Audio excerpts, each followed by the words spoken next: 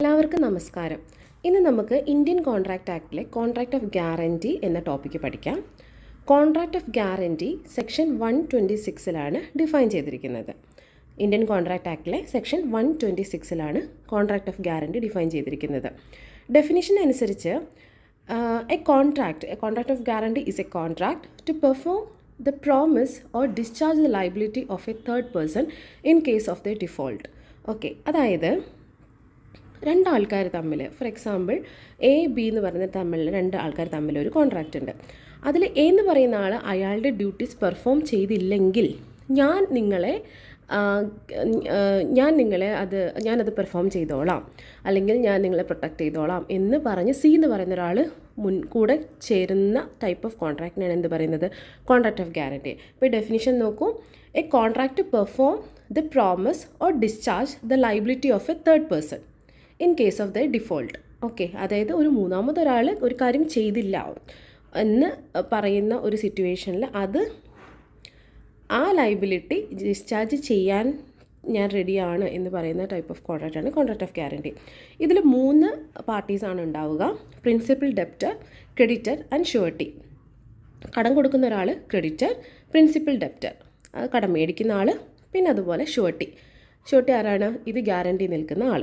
Okay, അപ്പം ക്രെഡിറ്ററുടെ കയ്യിൽ നിന്ന് പ്രിൻസിപ്പൽ ഡെപ്റ്റർ പൈസ മേടിച്ചു എന്ന് വിചാരിക്കാം. ഫോർ എക്സാമ്പിൾ 10,000 മേടിച്ചു.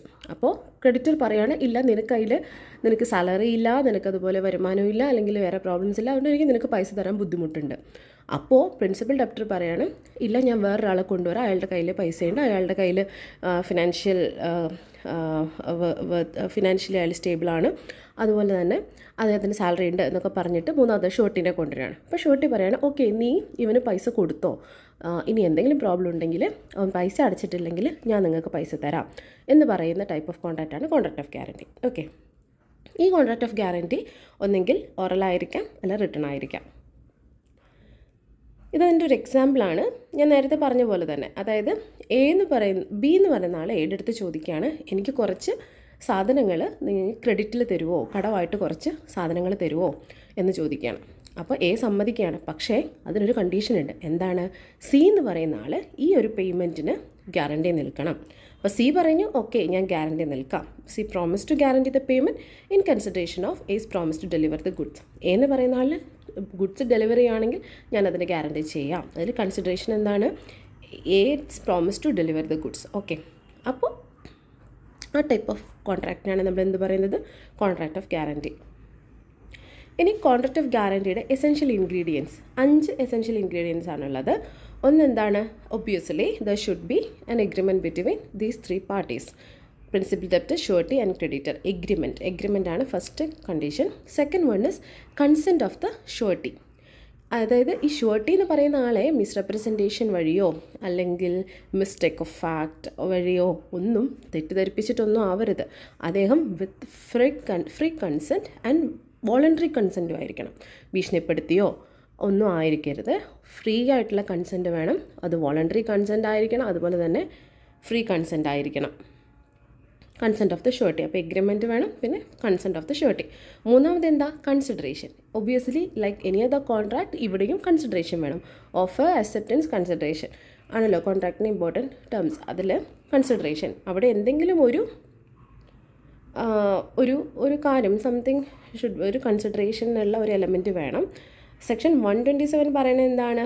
കൺസിഡറേഷൻ ഫോർ ഗ്യാരണ്ടി എന്ന് പറയുന്നത് എന്തുവാകാം? Anything done or any promise made for the benefit of the principal debtor may be sufficient consideration for the surety for giving the guarantee. അതായത് ഈ പ്രിൻസിപ്പൽ ഡെപ്റ്ററിന് ക്രെഡിറ്റർ എന്തെങ്കിലും ഒരു കാര്യം കൊടുക്കുമോ, അല്ലെങ്കിൽ എന്തൊരു കാര്യം ചെയ്യാമെന്ന് സമ്മതിക്കുന്നതോ, അങ്ങനെ എന്തുമാകാം കൺസിഡറേഷൻ എന്ന് പറയുന്നത്. ഓക്കെ, 127 കേട്ടോ അത് പറയുന്നത്. നേരത്തെ പഠിച്ച സെക്ഷൻ 126 ഡെഫിനിഷൻ, ഇത് 127 കൺസിഡറേഷൻ എന്താണെന്ന് പറയുന്നത്. മൂന്നാമത്തെ എന്താണ്? Liability. Principal debtor's defaults triggers the surety's liability.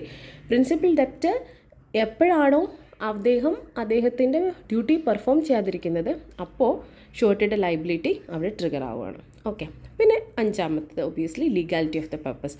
It should be for lawful പർപ്പസിനായിരിക്കണം ഇത് ചെയ്തിട്ടുണ്ടായിരിക്കുക ഈ ഒരു കോൺട്രാക്ട്. ഫോർ എക്സാമ്പിൾ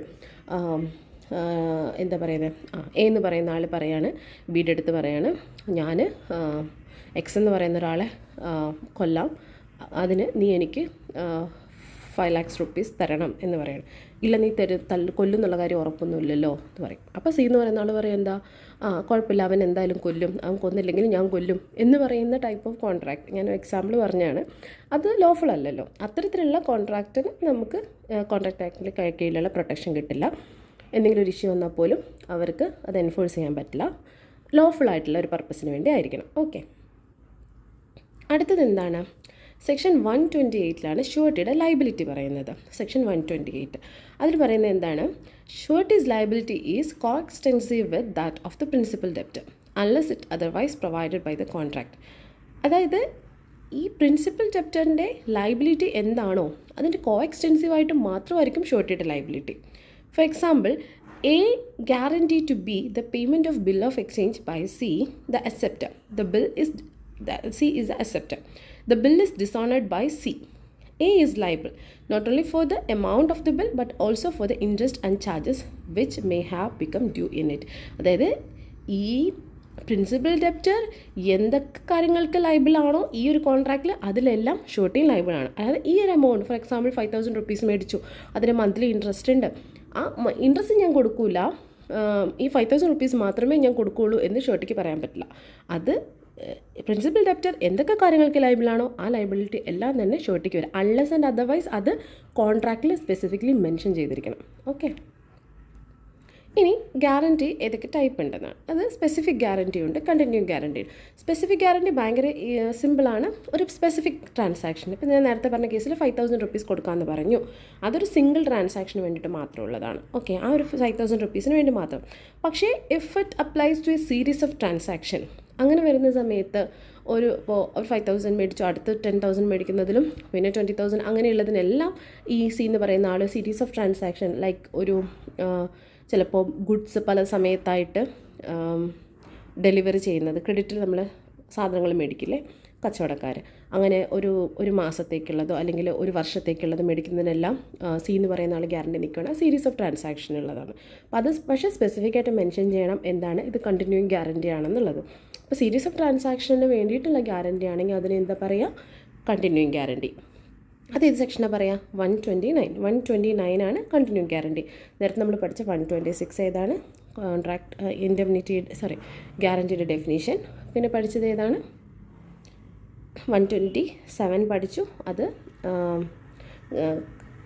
എന്താണ് കൺസിഡറേഷൻ എന്താണെന്ന് പഠിച്ചു. പിന്നെ 129 എന്താ കണ്ടിന്യൂയിങ് ഗ്യാരണ്ടി. ഇതിനൊരു കേസ് ലോ ഉണ്ട്. കേസ് ലോ നിങ്ങൾ റെഫർ ചെയ്തോളൂ കേട്ടോ. കണ്ടിന്യൂയിങ് ഗ്യാരണ്ടിയുടെ സ്കോപ്പ് എന്താണെന്നുള്ളത് ഡിഫൈൻ ചെയ്തിട്ടുള്ള ഒരു കേസാണ് bank of Bihar versus Damodar Prasad 1969. പിന്നെ ഷുവർട്ടിയുടെ റൈറ്റ്സ് എന്തൊക്കെയാണ് എന്നാണ് നമ്മൾ അടുത്ത് പഠിക്കാൻ പോകുന്നത്. അതായത് പ്രിൻസിപ്പൽ ഡെപ്റ്ററിനെതിരെ എന്തൊക്കെ റൈറ്റ്സ് ആണ് ഷുവർട്ടിക്ക് ഉള്ളത്? Right to recover the payment made on behalf of the debtor. അതായത് ഈ ഒരു കോൺട്രാക്റ്റിൻ്റെ ബേസിൽ ഈ പ്രിൻസിപ്പൽ ഡെപ്റ്റർക്ക് ഷുവർട്ടി പൈസ കൊടുത്തു എന്ന് വിചാരിക്കുക. ക്രെഡിറ്റർക്ക് ഷുവർട്ടി പൈസ കൊടുത്തു. ആരാ? പ്രിൻസിപ്പൽ ഡെപ്റ്റർ പൈസ കൊടുക്കാത്തതിൻ്റെ പേരിൽ അവിടെ ഒരു ഡിഫോൾട്ട് സംഭവിച്ചു. ഷുവർട്ടി എന്ത് ചെയ്തു? ഷുവർട്ടി പൈസ കൊടുത്തു. അപ്പോൾ അദ്ദേഹം എന്ത് ചെയ്യണം? അത് പ്രിൻസിപ്പൽ ഡെപ്റ്ററിൽ നിന്ന് തിരിച്ച് മേടിക്കണം. അതിനുള്ള റൈറ്റ് അദ്ദേഹത്തിനുണ്ട്. സെക്ഷൻ 140 ആണ് കേട്ടോ അത് പറയുന്നത്. 140 where a guaranteed debt has become due or default of the principal debtor to perform the guaranteed duty has taken place, the surety upon payment or performance of all that he is liable for is invested with all the rights which the creditor had against the principal debtor. അതായത് ക്രെഡിറ്റർക്ക് പൈസ കൊടുത്താരാ? ഷുവർട്ടിയാണ്. കാരണം എന്താ? Principal debtor പൈസ കൊടുത്തില്ല. അപ്പോൾ ഷുവർട്ടിക്ക് എന്ത് ചെയ്യാൻ പറ്റും? ക്രെഡിറ്റർക്ക് പ്രിൻസിപ്പൽ ഡെപ്റ്ററിൻ്റെ മേലെ എന്തൊക്കെ റൈറ്റ്സ് ഉണ്ടോ, എന്തൊക്കെ മെഷേഴ്സ് എടുക്കാൻ പറ്റുമോ, എന്തൊക്കെ റെമഡീസ് അവൈലബിൾ ഉണ്ടോ അത് എല്ലാം തന്നെ ഷുവർട്ടിക്ക് കിട്ടും. ഷുവർട്ടി അപ്പോൾ he will step into the shoes of the creditor. He can sue, കോർട്ടിൽ കേസ് ഫയൽ ചെയ്യാം. ഈ പ്രിൻസിപ്പൽ ഡെപ്റ്ററിനെതിരെ എന്തൊക്കെ നിയമ നടപടികൾ, എല്ലാ തരത്തിലുള്ള റെമഡീസും എല്ലാം തന്നെ ഷുവർട്ടിക്ക് അവൈലബിൾ ആണ്. ഇനി എഗെയിൻസ്റ്റ് ദ ക്രെഡിറ്റർക്കെതിരെ എന്തൊക്കെ റൈറ്റ്സ് ആണ് ഉള്ളത് ഷുവർട്ടിക്ക്? ഒന്ന്, obviously right to compel the creditor to sue the principal debtor.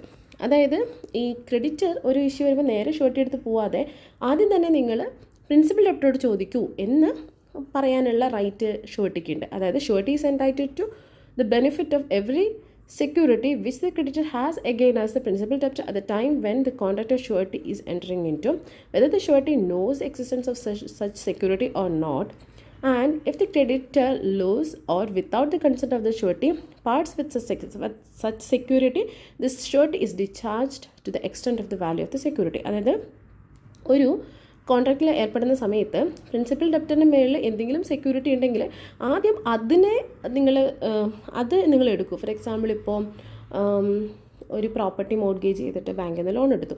ആദ്യം ആ പ്രോപ്പർട്ടി നിങ്ങൾ പ്രിൻസിപ്പൽ ഡെപ്റ്ററുടെ പ്രോപ്പർട്ടിയാണ്. പ്രോപ്പർട്ടി ആദ്യം നിങ്ങൾ റിയലൈസ് ചെയ്യൂ. അതിൽ നിന്ന് അത് നിങ്ങൾ വിറ്റിട്ട് പൈസ റിയലൈസ് ചെയ്യൂ.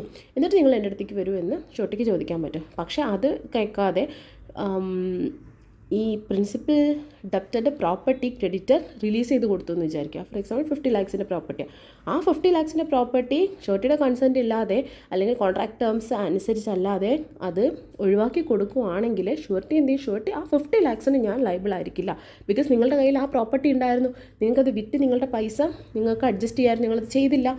എന്നിട്ട് വന്നിട്ട് അതിൻ്റെ അടുത്ത് ചോദിക്കാൻ പറ്റില്ല. ആ 50 lakhs ഞാൻ ലയബിൾ അല്ല എന്ന് ഷോർട്ടിക്ക് പറയാൻ പറ്റും. ഓക്കെ, എക്സാമ്പിളാണ് അത്. പിന്നെ നിങ്ങൾ വായിച്ച് നോക്കിയാൽ മതി. ഇതന്നെ, ഇത്രയേ ഉള്ളൂ കാര്യം. പിന്നെ അതർ ഷുവർട്ടീസ്, ഒരു ഷുവർട്ടി ആയിരിക്കില്ല, ചിലപ്പോൾ ഒരുപാട് ഷുവർട്ടീസ് ഉണ്ടായിരിക്കും. അവർക്കെതിരെ എന്ത് റൈറ്റ് ആണുള്ളതെന്ന് നമുക്ക് നോക്കാം. Right to claim contribution. ഒന്ന് എന്താണ്, ഇപ്പോൾ 2 അതോ അതിലധികമോ ഷുവർട്ടി ഉണ്ടെന്നുണ്ടെങ്കിൽ അവർക്ക് മറ്റുള്ള ഷുവർട്ടീസിൻ്റെ കയ്യിൽ നിന്ന് ഇപ്പോൾ ഒരു ഡിഫോൾട്ട് സംഭവിക്കുകയാണെങ്കിൽ എല്ലാവരും ഈക്വലായിട്ട് കോൺട്രിബ്യൂട്ട് ചെയ്യണമെന്ന് പറഞ്ഞിട്ട് അവർക്ക് കോൺട്രിബ്യൂഷൻ ചോദിക്കാൻ പറ്റും. Where 2 or more persons are co-sureties for the same debt or duty, either jointly or severally, and whether under the same or different contracts, and whether with or without the knowledge of each other, the co-sureties, in the absence of the contract to the contrary, are liable as become themselves to pay each an equal share of the whole debt, or that part of which remain unpaid by the principal debtor.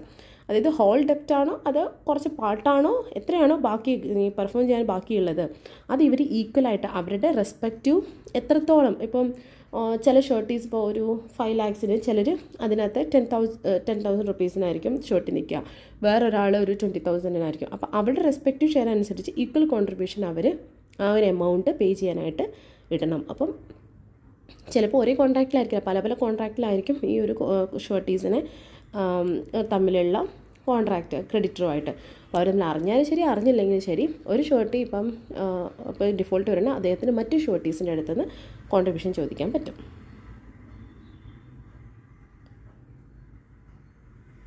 For example ഇപ്പോൾ താഴെ പറഞ്ഞ എക്സാമ്പിളുണ്ട്. ABC എന്ന് പറഞ്ഞാൽ 3 ഷോർട്ടീസാണ്. D എന്ന് പറയുന്ന ആൾക്ക് for a sum of 3,000 rupees. അത് ആർക്കാണ്? E എന്ന് പറയുന്ന ആൾക്കാണ് 3,000 rupees കൊടുത്തത്. ഡിഫോൾട്ട് ചെയ്തു, പൈസ കൊടുത്തില്ല. അപ്പോൾ എന്ത് ചെയ്യണം? Aയും Bയും Cയും ലൈബിളാണ്. അവരെങ്ങനെയാണ് ചെയ്യേണ്ടത്? Aയും Bയും Cയും 1000 വെച്ചിട്ട് പൈസ അടച്ചിട്ട് അത് ക്ലോസ് ചെയ്യണം. ഓക്കെ, അതാണ് സംഭവം.